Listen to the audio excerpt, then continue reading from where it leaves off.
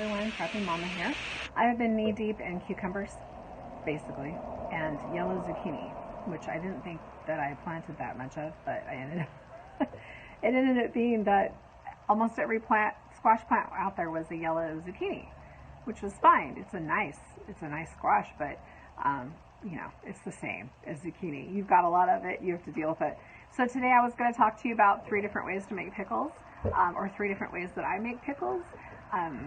The first way is I like to do refrigerator pickles. So when the first things start to come out, I can't wait, but I'm not ready to get my canning gear out yet. So I usually make some refrigerator pickles. So the way I do that is I pick a brine recipe either online or from the Ball Blue book, because this is, you know, the book that you should have if you're starting to can.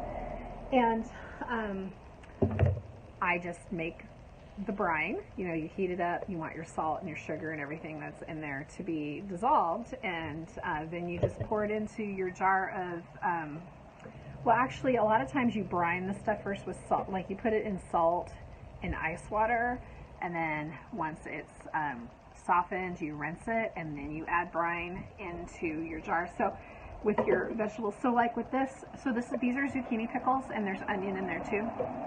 And I use the Zucchini Cafe zucchini pickle recipe because it is probably the best pickles I have ever had. You guys have got to try it. I'll try to link a copy of that recipe below. It's all over the internet at this point, but it's from I think it's from a cafe in Los Angeles area, but I'll have to double check that. Anyway, so this year I have yellow ones, and I decided to do them in strips. Usually I do them in like a bias cut chip, but not this year. So I got 2 quarts of that out of the recipe, or I made 2 quarts, and this is a sweet pickle, but it's not overly sweet, and it's really good. It's really good. So I have 2 quarts of the Zucchini Cafe zucchini pickles, and the refrigerator pickle, or they're a quick pickle.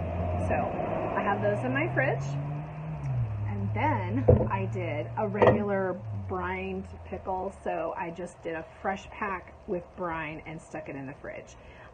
So you can actually have a bucket of brine in your fridge, and just throw your cucumbers in as they come out of the garden. You can just slice them, cut off the ends, slice them however you like them, and throw them in there, and just enjoy fresh pickles, refrigerator pickles all summer. I know a lot of people who do that. I like mine to be a little bit more briny. So this is just a regular brine recipe with some fresh dill, in this case, refrigerator spears. I did spears, and I did do garlic in these. So I like to, if I have garlic, I throw in a clove. It's a long story about why I don't always have garlic in my house, I'm not going to get into today. But anyway, so these are a garlic dill refrigerator. Obviously, it's low at this point because we've been eating out of it and stuff. So there's that. And then the other thing that I made this year, because I really, really like them on my salad, is there's condensation, so you can't really see, but how pretty are these? Can you see those? Those are red onions. So they're pickled red onions. So I made a quick pickled red onion, and I've got a couple pints of these in the fridge. And these are great on salads. And I did not grow these onions, but since I was pickling, I just decided that I really wanted some pickled red onions. So these are a nice thing to have in your fridge for salads. There's a pizza place here locally that always puts them on their salads. They're so good. They're so good, you guys. If you like pickled items, they're really good.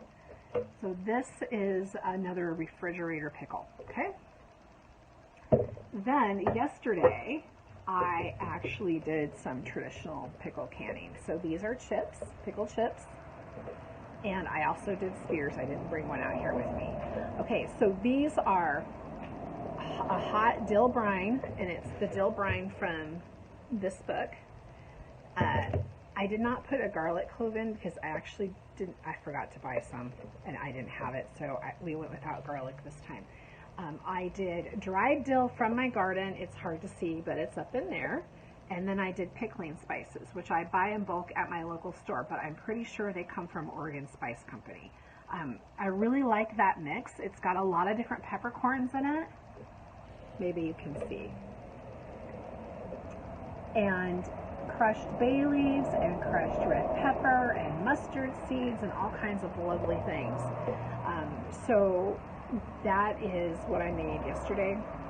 I made 5 jars of chips and 3 jars of spears, and then I previously did some lemon cucumbers and another jar of spears, I think. I was doing a batch of jam that was only like 4 jars, so I threw in 2 jars of pickles at the same time and just kept the pickles in longer.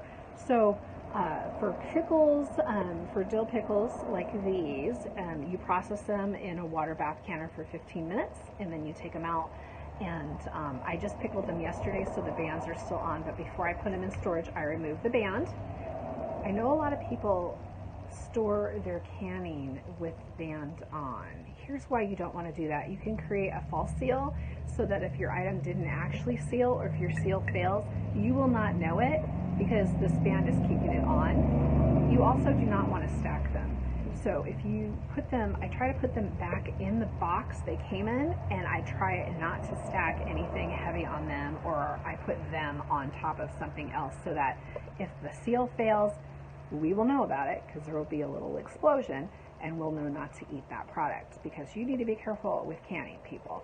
So water bath canning is appropriate for high acid foods and pickles, okay? Nothing else. Everything else you have to use a pressure canner for. You won't see me doing that much because I own a pressure canner, but I still haven't used it.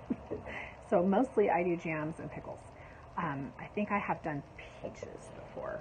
Most everything else I freeze or dry. I do a lot of freezing around here, but I'm trying to step up my game with the canning. So anyway, I know how to do these, and I know how to do jam really well. I put up a lot of jam, so this is what I'm doing this year. I don't know if I will be brave enough to get out the pressure canner this year or not. That might be something for later on in the fall after we start school. Who knows?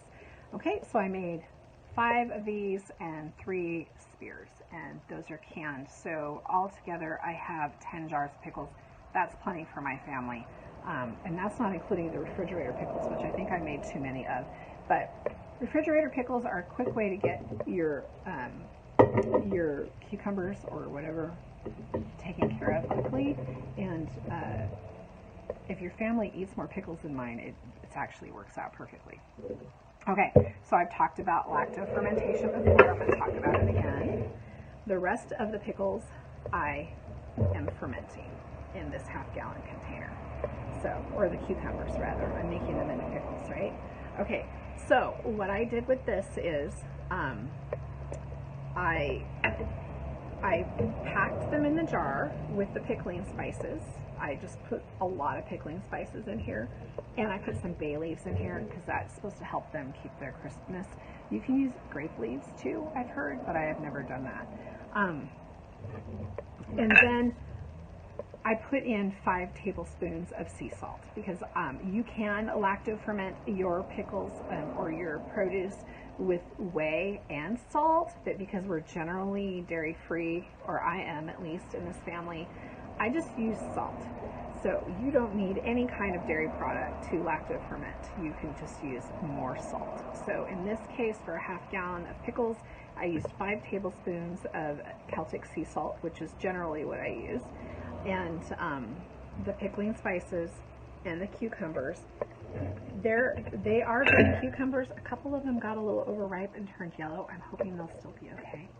So then I just put them on top of this pie plate, because when these are fermenting on the counter for 3 to whatever days, so you ferment them on the counter, they'll start to get real bubbly. I don't know if you can see.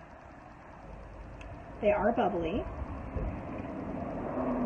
That means that they're actually doing what you need them to do. They're fermenting, right? So you have to weigh it down, your produce down below the water line. And before I've used things and it hasn't worked that great, so I finally sucked it up and bought these glass weights. And oh my gosh, these are awesome. I got these on Amazon, where I get most everything else. And these are just doing a great job of weighing all of these cucumbers down underneath the brine, which is what you want, because you don't want anything exposed to the top. Okay, and then I put a sealing lid inside the plastic lid. I don't know if you guys know, but putting this in here keeps this jar from leaking. If you're transporting food in one of these and it's liquidy, put one of these in here before you screw this on, and you'll have a tighter seal. So I put that in there. I put that on there, but I don't close it all the way, because this is full, and as it ferments, stuff will bubble out of it, and that's okay. So doing this with this weighed down so well, I don't have to burp this container. Like normally I'd have to go through and burp it, you know, every day you just go and loosen it up to let the gases out. I don't even have to do that. I just keep this loose. It's coming out on its own. The produce is not exposed to the air because I put a glass weight in. It's working great. This will go in the refrigerator once these pickles taste the way I like them. So in another day or two, because I did these on Saturday and today's Monday, I will taste them, and if they are ready to, and basically that just means to your liking, you want 3+ days though, okay? Then you put them in the fridge and you're good to go, okay? So I'm gonna have a lot of pickles in my fridge. I'm gonna have lacto fermented pickles, and I'm gonna have just regular brine pickles. So what are the health benefits of lacto fermentation and lacto fermented foods? You're getting probiotics that are a wide range of probiotics, and they're natural probiotics from your produce and the air, and you're getting those for your gut, and it is a very inexpensive way to provide yourselves with probiotics. So this is a great way to do it, and this is the same way you'd make, you know, sauerkraut or anything else. You beat up your sauerkraut a little bit more first, or your kimchi. And the next time I make those, I'll show you how I do it. But anyway, for questions about canning and different things, I recommend everyone get a Ball Blue Book. This one's the second one I've ever owned. They do get a little bit out of date. This one's probably out of date, but I'm still using it. Every 10 years I get a new one. But you need something like this, or USDA guidelines, or go to your local extension office, and they will have master food preserver classes for you too, which is a great way to learn how to preserve food in many different ways, right? So anyway, that's my 3 ways of making pickles this year, and I'm glad you joined me. Thanks a lot for logging on and watching my videos, and hit that subscribe button if you're new here. Thanks. Prepping Mama out.